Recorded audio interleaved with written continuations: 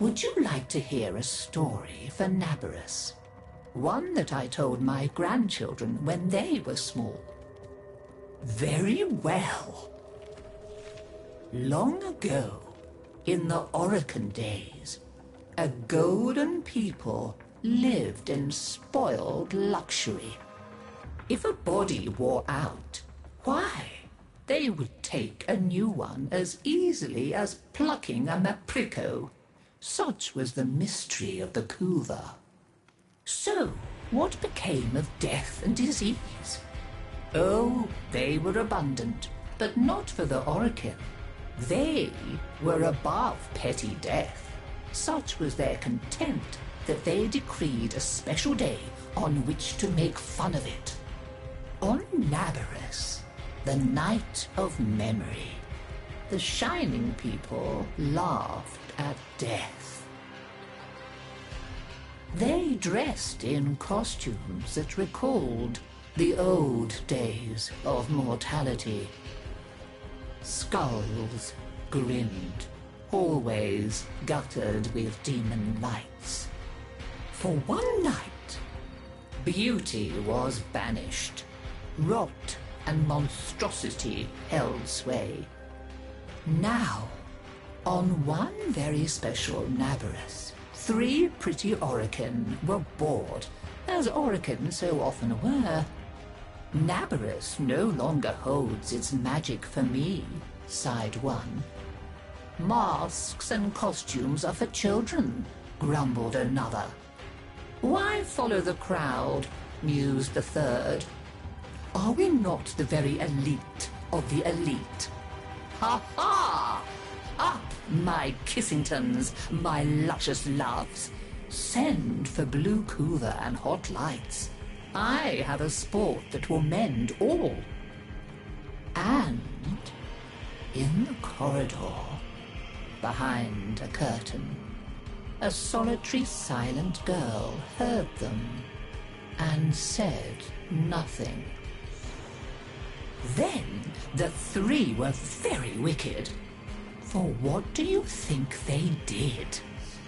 Down into the streets they went, and they caught 3 poor ostrons and bore them back to their gilded halls. One they peeled like a fruit and decked out with glassy splinters, and his naked jaws went chitter-chatter-snap. And it echoed all around. Scarlet footprints he left. Another's limbs they twisted and wrenched his neck, and made a bundle of him until he scuttled upsy-downsy like a horrid crab, with his sockets all empty and his stretched-out nose snuffling. The third they pulled thin in hand and foot.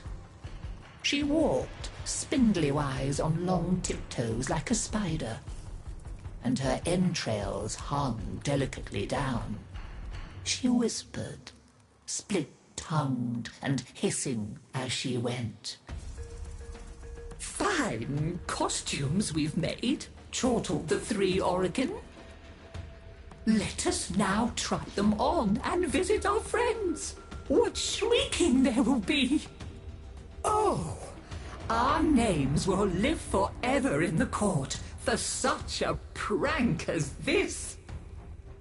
Now, the silent girl brought them their blue Kuva, so they could take on these twisted bodies for only a short time before returning to their own. They drank and slept and woke in their 3 horrid forms. Off they went down the stairs, out the door, into the city, into the night of banners and masks and wild hilarity. Chitter-chatter-snap, scuttle-buttle, whispery-hispery. As you can imagine, there were many screams and laughs. Such cleverness, such wit. But in a high room of the tower, the silent girl looked at the faces of the 3 sleeping Orokin. she went and opened a little ivory door that she was not supposed to know about, and drew forth a flask that she would have been glassed for even looking at. A flask of crimson Kuva, the scarlet seal upon continuity, permanent. And she tipped it down 3 cruel throats. With a little laugh, she went skating away, never to return. There were many screams that Neberis night, but when the sun came up, none screamed so loud as the 3 who found that they were trapped in the hideous bodies they themselves had fashioned forever and ever.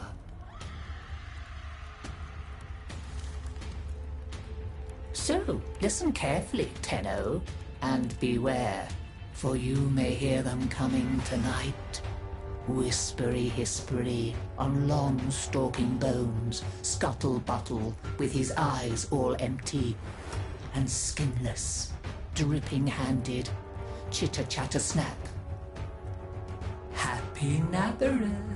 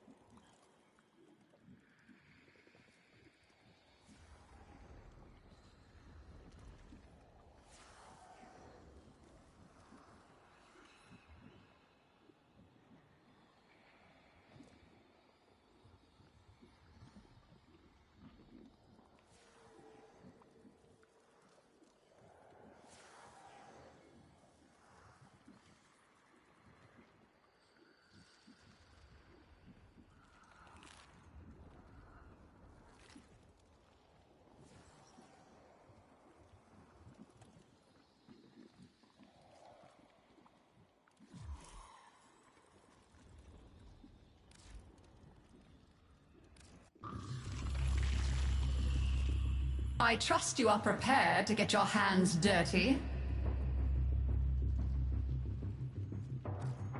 You are here to assist. I do appreciate one who is not afraid of a little work. Over the years, many expeditions of both Grineer and Corpus have become trapped on Deimos. Caches of resources left behind by the survivors still dot the surface. See what you can find and bring back. Lloyd will show you where to look.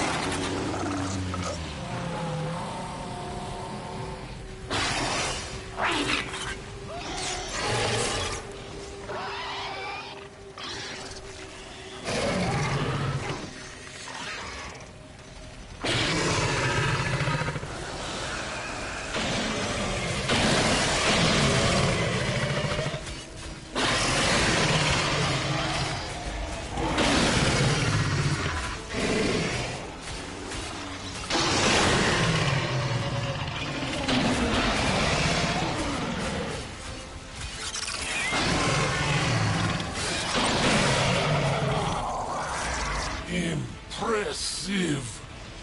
How can God help Tenno ally? Okay, so Mr. Grunty waved his fist and said something rude when I asked him about caches. So I don't think he knows about any.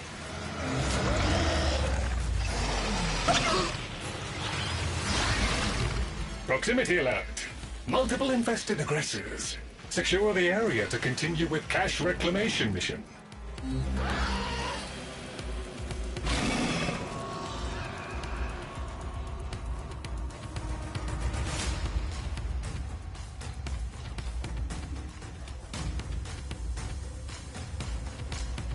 Protect the immediate area from incursion.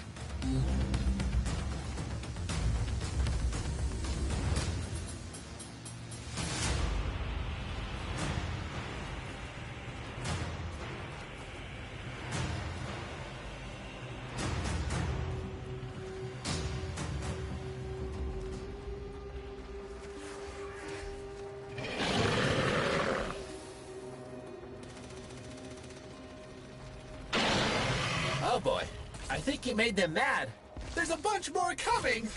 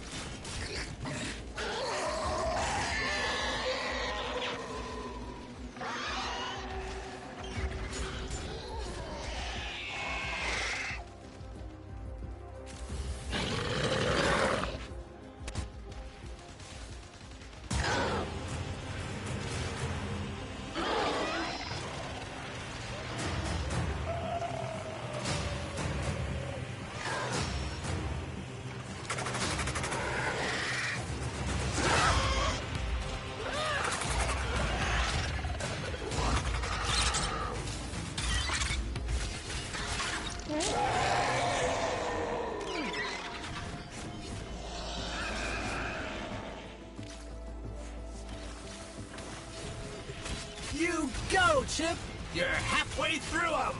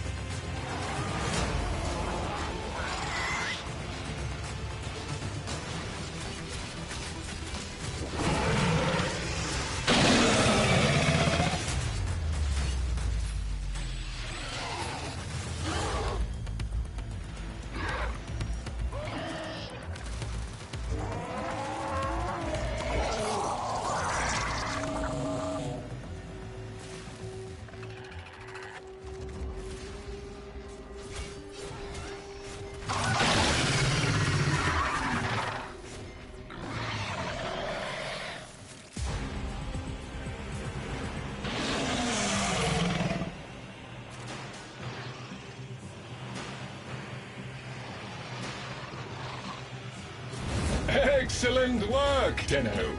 With the infested so comprehensively out of the picture, you should be clear to proceed. A crushing and comprehensive victory. The infested have lost their appetites for now.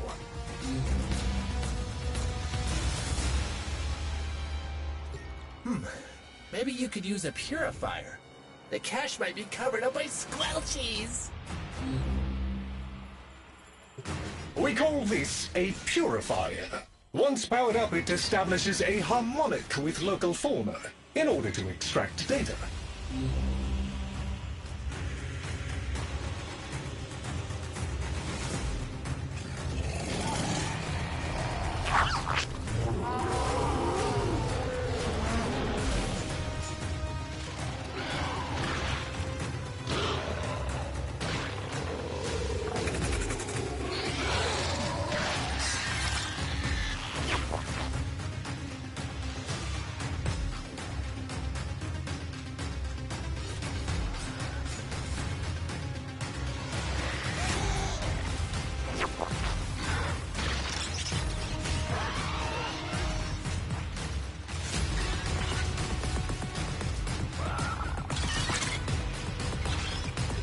Purifier operational. Prevent any infested from interfering with it.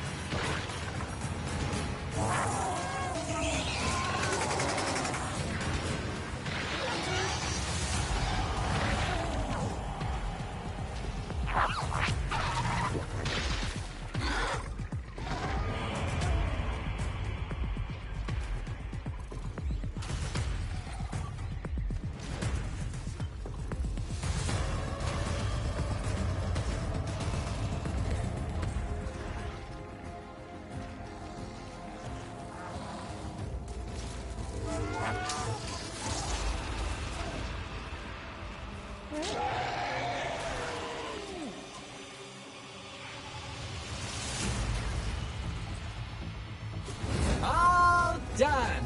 You even got some extra rare shells, too. So smooth. That is a positive wealth of data, but sadly not the data we are looking for. Nonetheless, good work, Tino.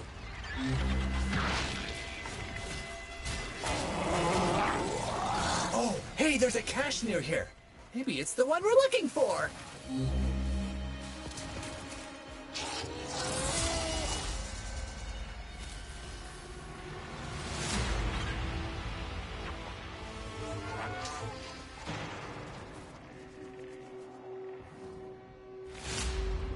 You will need to release the cache before we can access it.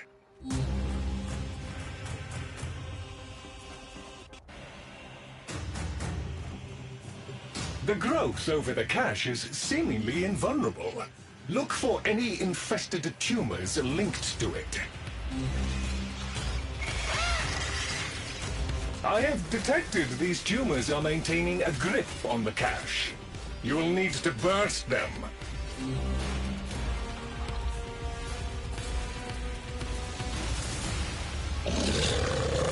That is the last small tumor.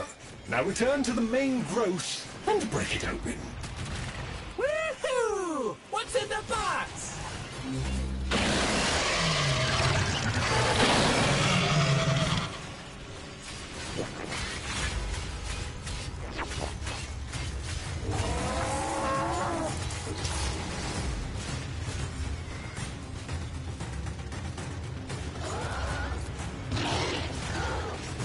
Wow, you were quick. So quick, I reckon you saved more of the box contents. Lloyd tells me you have a cache unlocked. A decent enough haul for our collective efforts. I'm not sure what we would do without these occasional windfalls.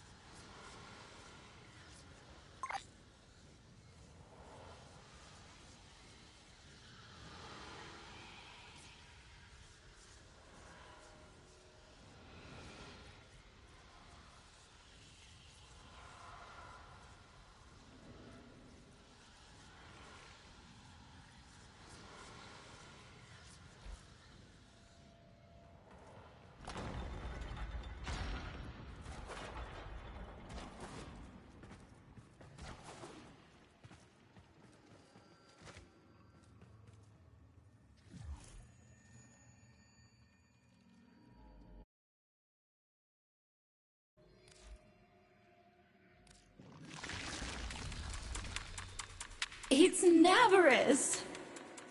You do know what that is, right? The ancient Orcan festival of death, darkness, and deviance? The happiest time of the entire year! I've dug out all the old family decorations. Take a look.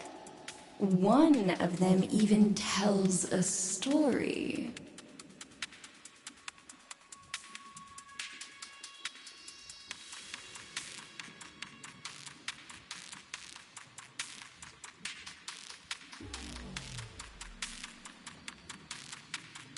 Let's keep tradition alive. You know where to find me.